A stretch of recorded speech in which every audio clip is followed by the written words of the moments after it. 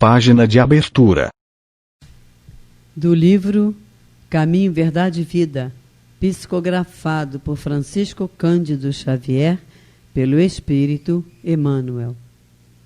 Título da mensagem: Paz. Disse-lhes, pois, Jesus, outra vez: Paz seja convosco. João 20, 21. Muita gente inquieta, examinando o intercâmbio entre os novos discípulos do Evangelho e os desencarnados, interroga ansiosamente pelas possibilidades da colaboração espiritual junto às atividades humanas. Por que razão os emissários do invisível não proporcionam descobertas sensacionais ao mundo? Por que não revelam os processos de cura das moléstias que desafiam a ciência? Como não evitam o doloroso choque entre as nações?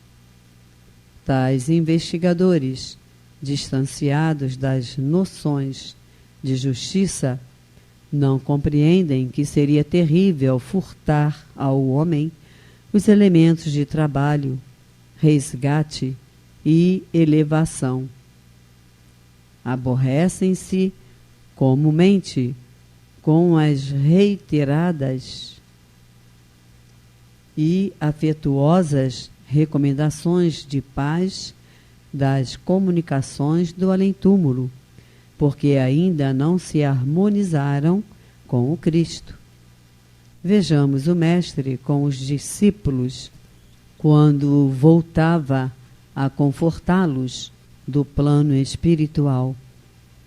Não lhe observamos na palavra qualquer recado torturante, não estabelece a menor expressão de sensacionalismo, não se adianta em conceitos de revelação supernatural. Jesus demonstra-lhes a sobrevivência e deseja-lhes paz. Será isso insuficiente para a alma sincera que procura a integração com a vida mais alta?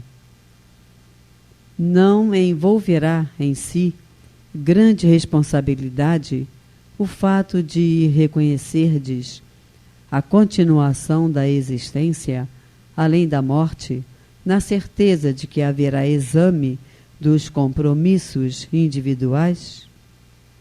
Trabalhar e sofrer constituem processos lógicos do aperfeiçoamento e da ascensão, e que atendamos a esses imperativos da lei com bastante paz e o desejo amoroso e puro de Jesus Cristo.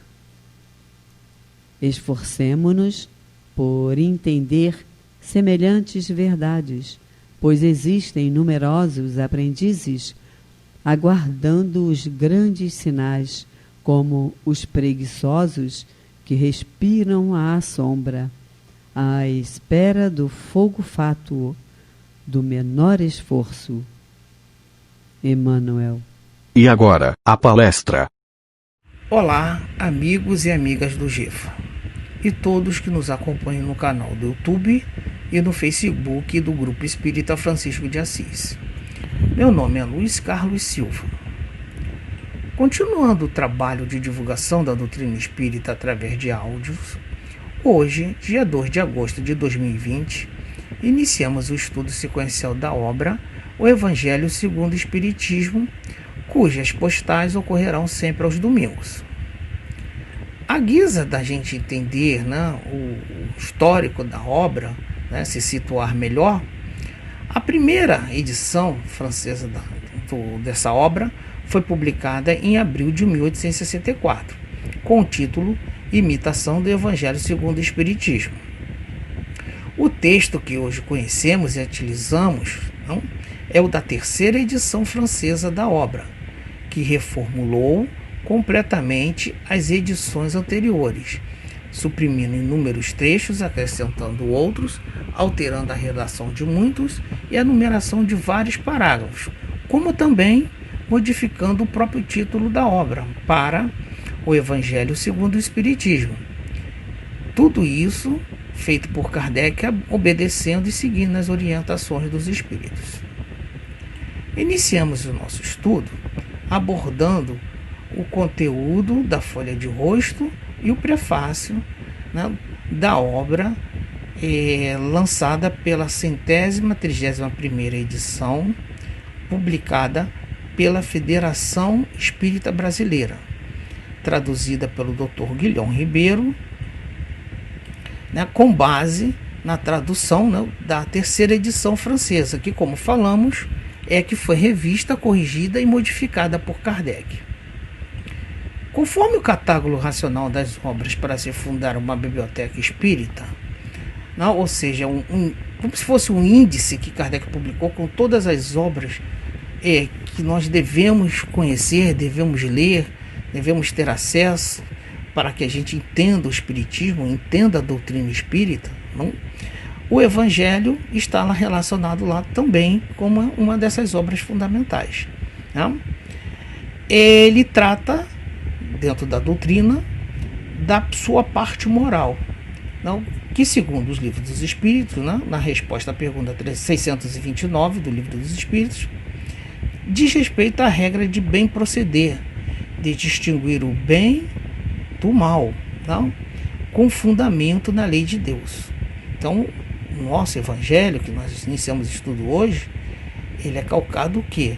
Nos ensinamentos da lei de Deus e em tudo aquilo que nós devemos observar e praticar para desenvolver o bem, para nos aprimorarmos no bem, para que possamos burilar nossos sentimentos e emoções em função do bem maior, em função do bem a gente e do bem ao nosso próximo.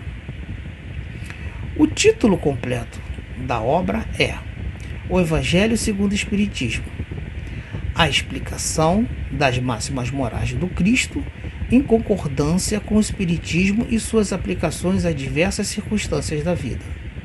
Então, ou seja, as máximas morais do Cristo, os ensinamentos, não? As parábolas, não?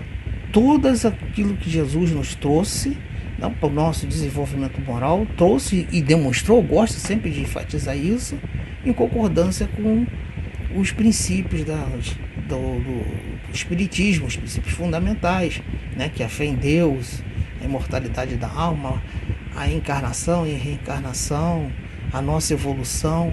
Então, a gente vai entender porque a gente tem mais de uma oportunidade, tem mais de uma existência, justamente para a gente evoluir moralmente, ter sempre a oportunidade de crescer, ter sempre a oportunidade de desenvolver aquilo que a gente não conseguiu desenvolver totalmente numa reencarnação. Então a gente vai aprender entre as máximas morais, ou seja, o que o Cristo legou para a gente e o que o Espiritismo nos ensina, nos mostra na nossa busca, na nossa peregrinação para a nossa evolução. Resumidamente, Kardec, no Evangelho segundo o Espiritismo, faz uma relação entre os ensinamentos, práticas e atitudes do Guia e Mestre Jesus e o desenvolvimento e evolução moral dos espíritos, ou seja, da gente, né, nós espíritos, né, na busca da perfeição, né, e quiçá da verdadeira felicidade. O legado que o Mestre nos deixa, não, indica o caminho para o aprimoramento dos nossos sentimentos e emoções, em modelação na responsabilidade da nossa conduta pessoal e social, através da prática do perdão, da caridade, ultimando por fim com o amor ao próximo. Dessa maneira, reduzindo o materialismo, o apego desenfreado à riqueza, a bens materiais, a valores que se esvaem, porque são transitórios e não são perenes como o espírito que é imortal, e os seus sentimentos, pensamentos e emoções. Além do mais, os apegos materiais estão na base do orgulho e do egoísmo, que trazem tanto sofrimento e dor, principalmente para a gente espíritos imperfeitos. O prefácio da obra foi feito pelo Espírito de Verdade e diz o seguinte, eu vou ler aqui para a gente. Os Espíritos do Senhor, que são as virtudes do céu, qual imenso exército que se movimenta ao receber as ordens do seu comando, espalham-se por toda a superfície da terra e, semelhantes a estrelas cadentes, vêm iluminar os caminhos e abrir os olhos aos cegos. Eu vos digo em verdade que são chegados os tempos em que todas as coisas hão de ser restabelecidas no seu verdadeiro sentido, para dissipar as trevas, confundir os orgulhosos e glorificar os justos. As grandes vozes do céu ressoam como sons de trombetas, e os cânticos dos anjos se lhes associam. Nós vos convidamos, a vós, homens, para o divino concerto. Tomai da lira, fazei uníssono nas vossas vozes, e que, no hino sagrado, elas se estendam e repercutam de um extremo ao outro do universo. Homens, irmãos, a quem amamos, aqui estamos junto de vós. Amai-vos também uns aos outros, e dizei do fundo do coração, fazendo as vontades do Pai que está no céu: Senhor, Senhor, e poderás entrar no reino dos céus, o Espírito da Verdade.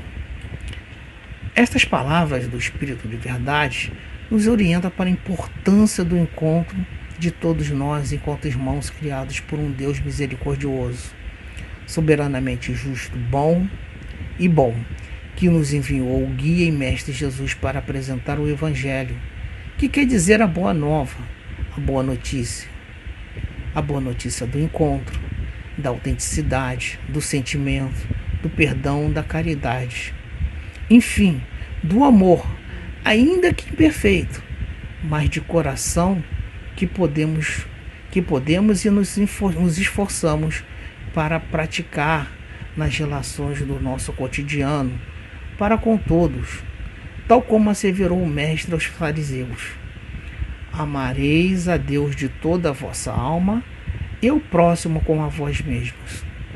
Toda a lei e os profetas estão contidos nesses 2 mandamentos. Aí ainda está a boa nova, para nós possamos viver melhor e sermos felizes no dia de hoje e durante a nossa caminhada para a evolução.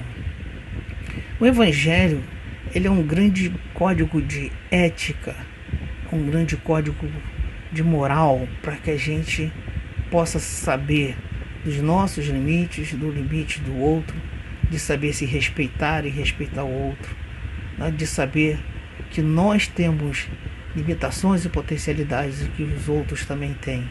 E assim, cientes das nossas imperfeições, que possamos caminhar juntos, possamos evoluir juntos, pois ninguém vai evoluir sozinho. Não adianta você ir, que você não vai conseguir ser feliz sozinho. Nós vamos precisar uns dos outros. É assim que Deus nos ensinou, através da comunhão, através da aproximação, através da confraternização, através do amor. É assim que nós aprendemos a crescer e nos desenvolvermos como pessoas e mais ainda como espíritos imortais, né?